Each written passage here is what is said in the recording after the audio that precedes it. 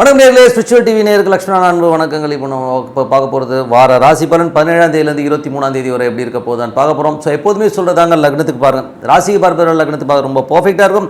உதாரணமாக ஒரு மகர லக்னம், விருச்சிக ராசி, நீங்கள் விருச்சிக ராசிக்கான பலன்களை பார்க்குறோம், மகர ராசிக்கான பலன்களை பார்க்கும் ரொம்ப பர்ஃபெக்டாக இருக்கும். முதல்ல வரது புது பலன்கள், அதுக்கப்புறம் தசாபுக்தி பலன்கள் வரும். ஸோ உங்களுக்கு என்ன தசாபுக்தி அந்தரங்கள் வருதோ அதை மிங்கிள் பண்ணி பார்க்க ரொம்ப பர்ஃபெக்டாக இருக்கும். வீடியோட எண்டில் டிப் ஆஃப் த வீக் இருக்குது, மறக்காமல் பாருங்கள். மகர ராசி. ஸோ மகர ராசிக்கு வந்து பார்த்தீங்கன்னா உங்களுக்கு ராசியாதிபதி சனி வந்து 2ல் இருக்காருங்க. ஸோ 2ல் இருந்து அது குருடைய சாரத்தில் இருக்கும்போது, அது குரு வந்து பரிவர்த்தனை 3ல் இருக்கும்போது சின்ன சின்ன கலகங்கள் ஏற்படுவதற்கான வாய்ப்புகளும் கொஞ்சம் கவனமாக இருக்கணும். அது மட்டும் இல்லாமல் வந்து பார்த்திங்கன்னா சனி குரு அப்படிங்கும்போது தொழில் நல்ல ஏற்றங்கள் நல்ல லாபங்கள் வர்றதுக்கான வாய்ப்பு, குழந்தைகளுக்கும் ஒரு சின்ன சின்ன வாக்குவாதங்களும் மனக்கசப்புகளும் வர்றதுக்கான வாய்ப்புகளும் கொஞ்சம் கவனமாக இருந்துக்கணும். ஏன்னா வந்து குழந்தைக்காரகன் இல்லையா குரு, அது சனியுடைய ஒரு காம்பினேஷன்ஸ் வரும்போது இந்த மாதிரி விஷயங்கள் இருக்கும். ஸோ அதுக்கப்புறம் பார்க்கும்போது உங்களுடைய 3ஆம் அதிபதி குரு வந்து நல்ல ஒரு ஆட்சி பலத்தோடு இருக்கிறது வந்து பார்த்திங்கன்னா நிறைய பிரயாணங்கள் நல்ல லாபங்கள் வரதுக்கான வாய்ப்பு ரொம்ப நல்லா இருக்குது. 4ஆம் அதிபதி செவ்வாய் வந்து உங்களுக்கு 6ல் இருக்கும்போது புதிய வண்டி வாகனங்களோ புதிய ஒரு நிலபுலன்கள் வந்து ஏதாச்சும் வந்து நம்ம வந்து லோன் போட்டு வாங்கலாம் அப்படிங்கிற எண்ணங்களை கண்டிப்பாக ஏற்படுத்தும்.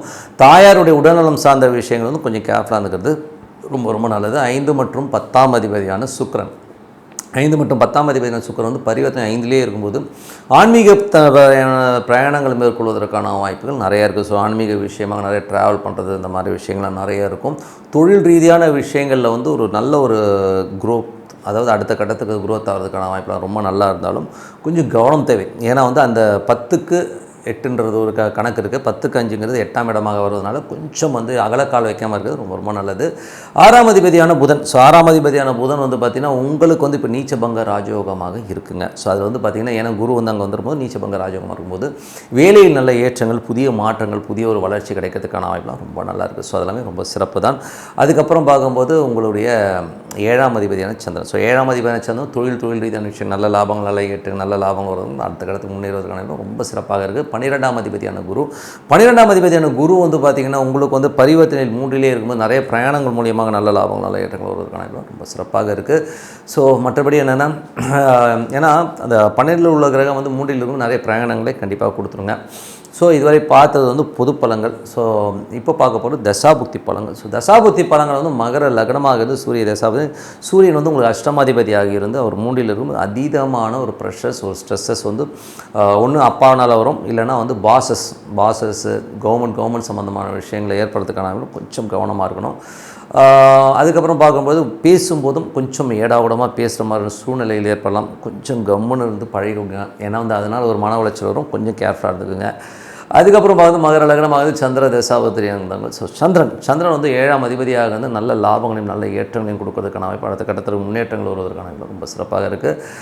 மகர லக்னமாக செவ்வாய் தசாபுத்தி, செவ்வாய் வந்து பார்த்திங்கன்னா உங்களுக்கு 6ல் இருக்காருங்க. ஸோ 4 மற்றும் 11ஆம் அதிபதியான செவ்வாய் வந்து 6ல் இருக்கும்போது ஒரு லோன் மூலியமாக ஒரு வண்டி வாகனங்களோ நிலபுலங்களோ வாங்கலாம், அடுத்த கட்டத்து போகிறதுக்கான ரொம்ப சிறப்பாக இருக்குது. மகர லக்னமாக இருந்து ராகு தசாபுத்தி வந்துருங்க. ராகு வந்து பார்த்திங்கன்னா உங்களுக்கு வந்து சிறப்பான பலன்களை கண்டிப்பாக வருது. ஏன்னா ராகு வந்து இப்போ போகிறது குருவுடைய சார்ந்த நல்ல அகாண்ட அறிவு. ஸோ ஏதாச்சும் வந்து ஒரு ஆன்லைன் கோர்சஸோ ஆன்லைன் மூலியமாக ஒரு பெரிய படிப்பு படிக்கிறது இந்த மாதிரி விஷயங்கள்லாம் தோணும். ஒரு நல்ல நல்ல ஒரு குருமாருடைய தரிசனங்கள் கிடைக்கிறதுக்கான வாய்ப்புகளாக நிறைய பிரயாணம் பண்ணுறமான விஷயங்களையும் கண்டிப்பாக கொடுத்துரும். ஸோ இதெல்லாமே வந்து ரொம்ப சிறப்பாக இருக்கும். அதுக்கப்புறம் பார்க்கும்போது மகர லக்னமாக வந்து சனி தசாபுத்தி வந்துடும். சனி வந்து பார்த்திங்கன்னா உங்களுக்கு வந்து 2ல் இருந்து அது குருவுடைய சாரத்தில் போது சின்ன சின்ன கலகங்கள் ஏற்படுறதுக்கான வாய்ப்புகள் கொஞ்சம் கேர்ஃபுல்லாக இருக்கிற ஒரு காலகட்டம் கொஞ்சம் பார்த்து நடந்துக்கணுங்க. ஸோ மற்றபடி எல்லாமே சிறப்பு தான்.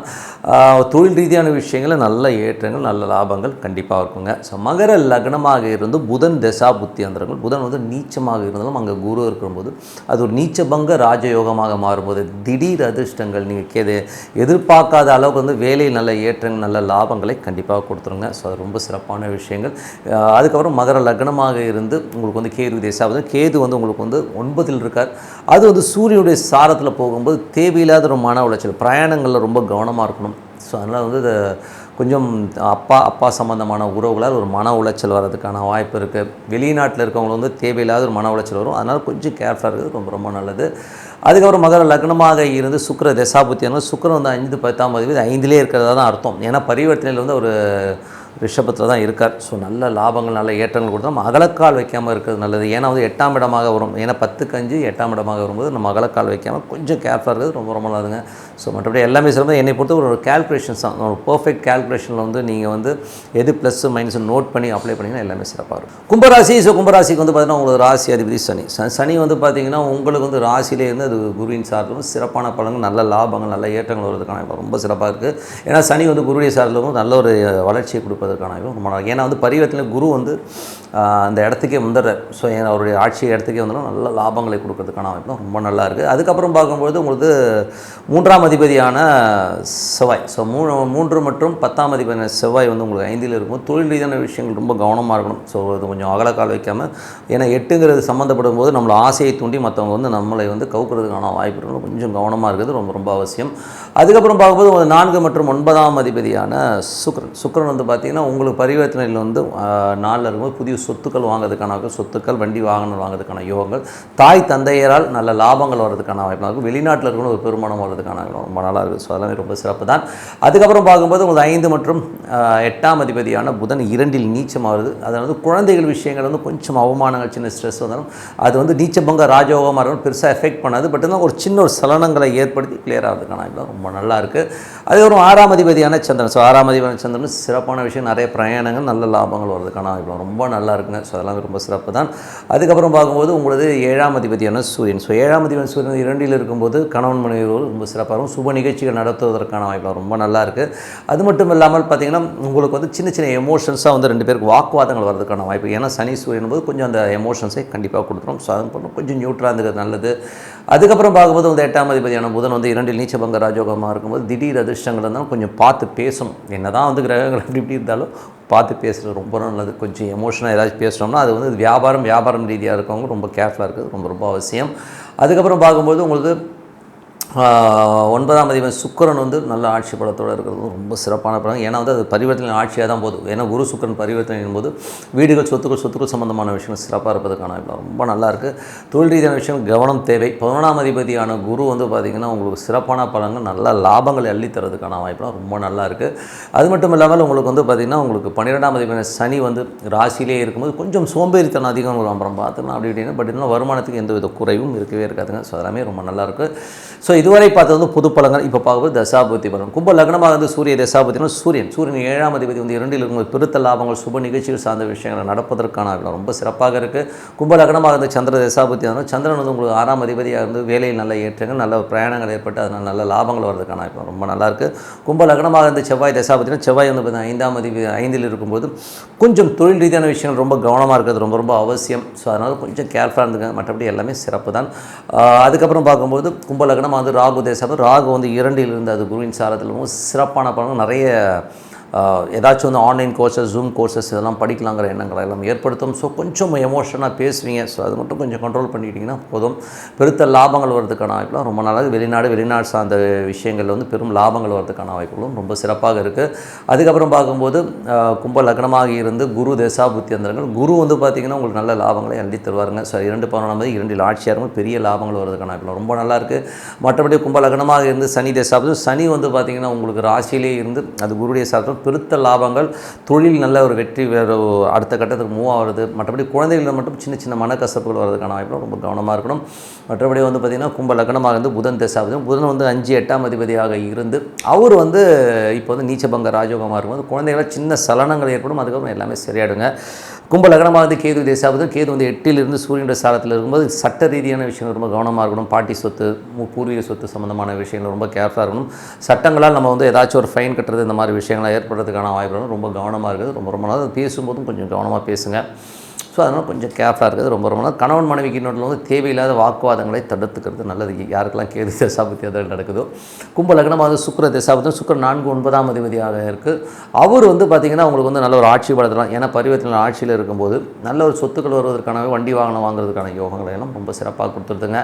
ஸோ இதை என்னை பொறுத்தவரை வந்து எது ப்ளஸ் எது மைனஸ் நோட் பண்ணி வச்சு அது பிரகாரம் போனோம்னா எல்லாமே சிறப்பு தான். மீனராசி. ஸோ மீனராசிக்கு வந்து பார்த்திங்கன்னா உங்களுக்கு ராசி அதிபதி குரு வந்து பார்த்திங்கன்னா உங்களுக்கு வந்து 10ஆம் அதிபதியான குரு வந்து 3ல் அது பரிவர்த்தனை சனியே ராசியிலே இருக்கும்போது நிறைய சேஞ்சஸ் பண்ணுவீங்க. இதெல்லாம் மாற்றணும் அதெல்லாம் மாற்றணுங்கிற எண்ணங்களை கண்டிப்பாக ஏற்படுத்தும். அதுக்கப்புறம் உங்களுக்கு வந்து 2 மற்றும் 9ஆம் அதிபதியாக செவ்வாய் வந்து 4ல் இருக்கும்போது நல்ல வளர்ச்சி நல்ல ஏற்றங்கள் இருக்கும். ஏன்னா ஒரு கேந்திராதிபதி திரிகோணாதிபதி ஒன்றாக இருக்கிறதுலாம் வந்து ரொம்ப பெரிய யோகங்களை கொடுக்கறதுக்கான ரொம்ப நல்லாயிருக்கு. நிறைய பிரயாணங்கள், தாயாரோட உடல்நலம் சம்மந்தமான விஷயம் ரொம்ப கவனமாக இருக்கணும். தாயாருக்கு மூலமாக சின்ன சின்ன ஒரு இடையூறுகள், கொஞ்சம் மனஸ்தாபம் வரதுக்கான வாய்ப்பு, கொஞ்சம் கேர்ஃபுல்லாக இருக்கிறது ரொம்ப ரொம்ப நல்லது. அதுக்கப்புறம் பார்க்கும்போது உங்களுடைய 3 மற்றும் 8ஆம் அதிபதியான சுக்கிரன் வந்து ஆட்சி படுத்த 3 தேவையில்லாத சந்தேகங்கள், தேவையில்லாத மனக்குழப்பங்கள் வரதுக்கான வாய்ப்பு, கொஞ்சம் கேர்ஃபுல்லாக கொஞ்சம் பொறுமையாக ஹேண்டில் பண்ணுறது ரொம்ப ரொம்ப நல்லது. 4 மற்றும் 7ஆம் அதிபதியான புதன். 4 மற்றும் 7ஆம் அதிபதியான புதன் வந்து பார்த்திங்கன்னா உங்களுக்கு நீச்சமாக ராசியில் நீச்சபங்க ராஜயோகமாக இருக்கும்போது சிறப்பான பலன்கள், நல்ல ஒரு ஏற்றங்கள், நல்ல லாபங்கள், சொத்துக்களும் நல்ல லாபங்கள் வரதுக்கான வாய்ப்புலாம் ரொம்ப நல்லா இருக்குது. அதில் வந்து கணவன் மனைவிக்கு நடுவில் வந்து சின்ன சின்ன வாக்குவாதங்கள், அதுக்கப்புறம் எல்லாமே சரியாகி கிளியர் ஆகிறதுக்கான வாய்ப்பு ரொம்ப சிறப்பாக இருங்க. அதுக்கப்புறம் பார்க்கும்போது உங்களுக்கு 5ஆம் அதிபதி 5ஆம் அதிபதி சந்திரன் வந்து சிறப்பான பலன், நல்ல ஏற்றங்கள், நல்ல லாபங்கள் வரதுக்கான வாய்ப்பெல்லாம் கொடுத்தாலும் பட் திங்கள் செவ்வாயில் மட்டும் சின்ன சின்ன மன உளைச்சல் இருக்கும். அதுக்கப்புறம் எல்லாமே சரியாயிடுங்க. அதுக்கப்புறம் பார்க்கும்போது மீன ராசிக்களுக்கு வந்து உங்களது 9ஆம் அதிபதி 9ஆம் அதிபதி சுக்கிரன் வந்து ஆட்சி பலத்தை 8ஆம் அதிபதி சுக்கிரன் வந்து பார்த்திங்கன்னா உங்களுக்கு 3ல் இருக்கும். தேவையில்லாத சந்தேகங்கள், கணவன் மனைவிக்கு நடுவில் வந்து தேவையில்லாத தர்க்கங்கள் வருவதற்கான வாய்ப்புகள் ரொம்ப கேர்ஃபுல்லாக இருக்குது, ரொம்ப ரொம்ப அவசியம். ஏன்னா வந்து 3-8 சந்தேகங்களை ஏற்படுத்தும். இப்படி இருக்குமோ அப்படி இருக்குமோ இல்யூஷன்லேயே கற்பனையிலேயே வந்து நிறைய விஷயங்கள் வந்து நீங்கள் மனக்கலக்கத்தை உருவாக்குறதுக்கான வாய்ப்புகள் ரொம்ப கேர்ஃபுல்லாக இருக்கணும். அதுக்கப்புறம் பார்க்கும்போது உங்களுக்கு 9ஆம் அதிபதி 4ல் இருக்கும்போது நல்ல விஷயங்கள், நல்ல ஏற்றங்கள் வருவதற்கான ஒரு கேந்திரத்தில் ஒரு சிறப்பான ஒரு விஷயங்கள் எல்லாம் கண்டிப்பாக கொடுத்துருங்க.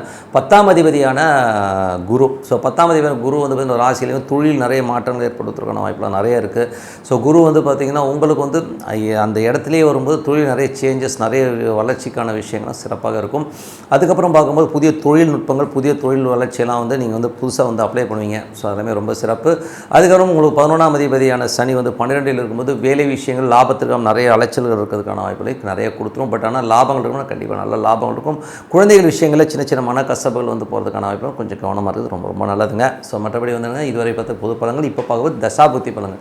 மீன லக்னமாக இருந்து சூரிய தசாபுத்தியங்கள், சூரியன் 6ஆம் அதிபதியாக இருந்து உங்களுக்கு ராசியிலே இருக்கும். புதிய தொழில் வாய்ப்புகள், வேலையில் நல்ல ஏற்றங்கள், நல்ல லாபங்கள்லாம் கண்டிப்பாக இருக்குங்க. அதில் எந்த மாதிரி மாற்றம் இல்லை. இருந்தாலும் வந்து ஒரு சின்னதாக வந்து பாசஸ் கிட்ட வந்து ஒரு மன கசப்பு, சின்ன வாக்குவாதங்கள் இருக்கும். அதை மட்டும் கொஞ்சம் கேர்ஃபுல்லாக இருந்துக்கிறது ரொம்ப ரொம்ப நல்லது. அதுக்கப்புறம் மீன லக்னமாக வந்து சந்திர தசாபுத்தினா சந்திரன் வந்து திங்கள் செவ்வாயில் வந்து உங்களுக்கு 8ல் போகும்போது கொஞ்சம் கவனமாக இருக்கணும். அந்த சந்திராஷ்டம காலகட்டம் கொஞ்சம் நமக்கு எமோஷன்ஸோ ஒரு ஸ்ட்ரெஸ்ஸஸ் இருக்கும். அப்போ என்ன வேலை பண்ணுறோமோ அதை மட்டும் பண்ணிவிட்டு கொஞ்சம் காமாக வந்து சைலண்ட்டாக இருந்தோம்னா எல்லாமே ஒன்றும் பெரிய பாதிப்புகளை கொடுக்காது. அதுக்கப்புறம் வந்து மீன லக்னமாக இருந்து உங்களுக்கு வந்து செவ்வாய் தசாபத்தினா செவ்வாய் வந்து பார்த்திங்கன்னா உங்களுக்கு 9ஆம் அதிபதி. 9 மற்றும் 9ல் இருக்கிற கிரகம் வந்து உங்களுக்கு 4ல் இருக்கும். ஒரு கேந்திராதிபதி கேந்திரத்தில் இருந்திருக்கிறதுனால நல்ல லாபங்களையும் நல்ல பொருள் வரவையும் கண்டிப்பாக கொடுத்துரும். பிரயாணங்கள் மூலியமாக ஒரு பெருத்த லாபங்களை கொடுக்கறதுக்கான வாய்ப்பும் ரொம்ப சிறப்பாக இருக்குது. பட் இருந்தாலும் செவ்வாய் வந்து அது குருடைய சாதனம், மறைமுகமாக தாயாருடைய உடல்நலம் சம்பந்தமான விஷயங்களோ கொஞ்சம் சின்ன மன உளைச்சல் இருக்கிறதுக்கான வாய்ப்புகள் கண்டிப்பாக இருக்கும். மீன லக்னமாக இருந்து ராகு தேசாபுத்தி அந்த ராகு ராகு வந்து பார்த்திங்கன்னா ஒரு ராசியிலே இருந்து அவர் வந்து குருடைய சாரத்தில் போகும்போது நல்ல லாபங்களையும் பெரிய ஒரு அகாண்ட அறிவுன்னு சொல்லுவோம் இல்லையா, ஏதாச்சும் புதுசாக சாதிக்கணும், பெருசாக வரணும், தொழில் வந்து ஏதாச்சும் பெருசாக பண்ணணுங்கிற எண்ணங்களை எல்லாம் நிறையவே ஏற்படுத்தும். புதிய ஐடியாஸ், புதிய விஷயங்கள், பிரம்மாண்டமான விஷயங்களையும் கண்டிப்பாக யோசிப்பீங்க.